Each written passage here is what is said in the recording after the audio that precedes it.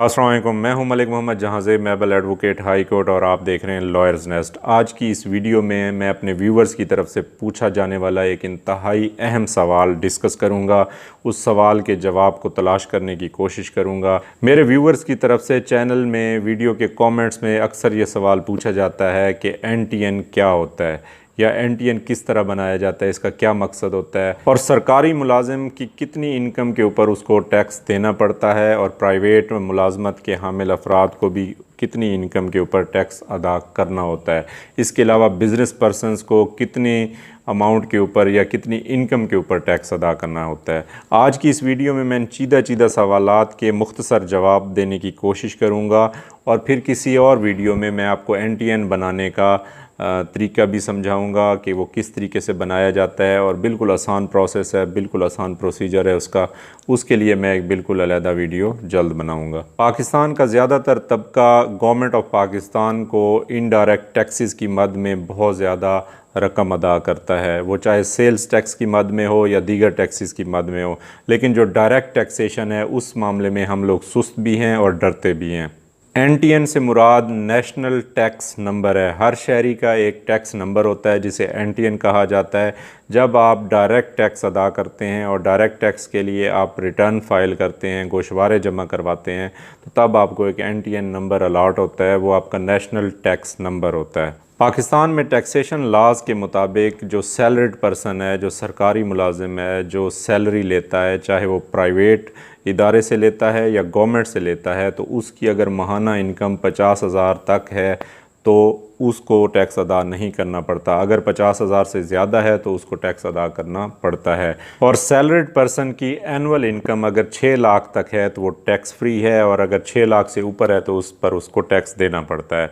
इसी तरीके से अगर उसकी सालाना इनकम 6 लाख से लेकर 8 लाख के दरमियान है तो उसको 10,000 फ़िक्स टैक्स देना पड़ता है। और अगर सैलरीड पर्सन की इनकम 8 लाख से 12 लाख के दरमियान है तो उसको फ़िक्स्ड 50,000 रुपये सालाना टैक्स अदा करना पड़ेगा। इसी तरीके से अगर बिज़नेसमैन है कोई बंदा और उस बिज़नेस की इनकम से उसकी माहाना 33,000 रुपये तक बचत हो रही है तो उस तक उसको टैक्स माफ़ है। अगर 33,000 से ऊपर उसकी बचत जा रही है या इनकम जा रही है तो उसको टैक्स अदा करना पड़ेगा। मतलब ये कि अगर एक बिज़नेसमैन अपने बिज़नेस से सालाना 4 लाख से ऊपर कमा रहा है तो उसको टैक्स अदा करना पड़ेगा। मेरे व्यूवर्स की तरफ से NTN से रिलेटेड या NTN से इंटरलिंक्ड एक और क्वेश्चन जो मुतअद्दिद मरतबा पूछा जाता है वो ये है कि क्या वो NTN ख़ुद अप्लाई कर सकते हैं, ऑनलाइन अप्लाई कर सकते हैं, और जो टैक्स रिटर्न फाइल्स होती हैं उनकी मुद्दत क्या है, कितनी मुद्दत से लेकर कितनी मुद्दत तक, यानी कि किस तारीख़ से लेकर किस तारीख़ तक वो टैक्स रिटर्न फ़ाइल करनी होती हैं, और क्या वो टैक्स रिटर्न कोई भी शख्स ऑनलाइन ख़ुद बग़ैर किसी तरद्दुद के फ़ाइल कर सकता है, और अगर वो मुकर्ररा मुद्दत के बाद फ़ाइल की जाती हैं तो उनके ऊपर कितना जुर्माना और कितनी सज़ा हो सकती है। तो इन तमाम सवालात के जवाबात ये हैं कि NTN ऑनलाइन अप्लाई किया जा सकता है। आयरस सॉफ्टवेयर मौजूद है FBR की तरफ से और कोई भी शख्स ऑनलाइन आयरस को इस्तेमाल करते हुए NTN के लिए अप्लाई कर सकता है। आपको अपने ईमेल एड्रेस पर और मुतलका मोबाइल पर आपको एक पासवर्ड भेजा जाता है। आप वो पासवर्ड अपने कौंसल को भी दे सकते हैं या ख़ुद दोबारा री एंटर करके आप अपने NTN के लिए अपना प्रोसीजर मुकम्मल कर सकते हैं और NTN सर्टिफिकेट हासिल कर सकते हैं। NTN आपका नेशनल टैक्स नंबर है जो आपको अलॉट हो जाता है।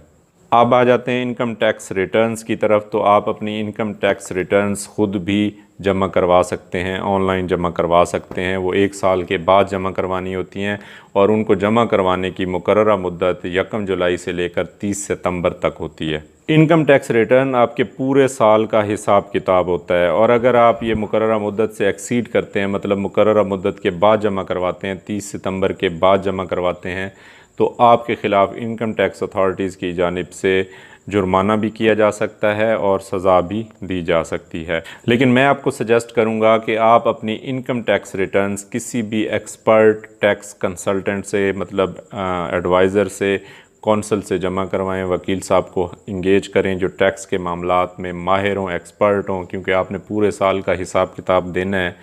तो उस सिलसिले में आपको लाजमन एक वकील साहब को हायर करना चाहिए और एक्सपर्ट वकील साहब की खिदमत लेते हुए अपनी इनकम टैक्स रिटर्न्स को फ़ाइल करना चाहिए, जमा करवाना चाहिए। वीडियो पसंद आने की सूरत में इसको लाइक करके कमेंट कर दें और दोस्त आप तक ज़रूर फारवर्ड करें। और जो दोस्त हमारे चैनल पर नए हैं उनसे गुजारिश है कि हमारे चैनल को सब्सक्राइब करके बेल आइकन प्रेस कर दें ताकि हमारी आने वाली हर नई वीडियो उन तक बर वक्त पहुँच सके। मिलते हैं एक और नई वीडियो के साथ, तब तक के लिए अल्लाह हाफिज़। जीते रहें, आबाद रहें।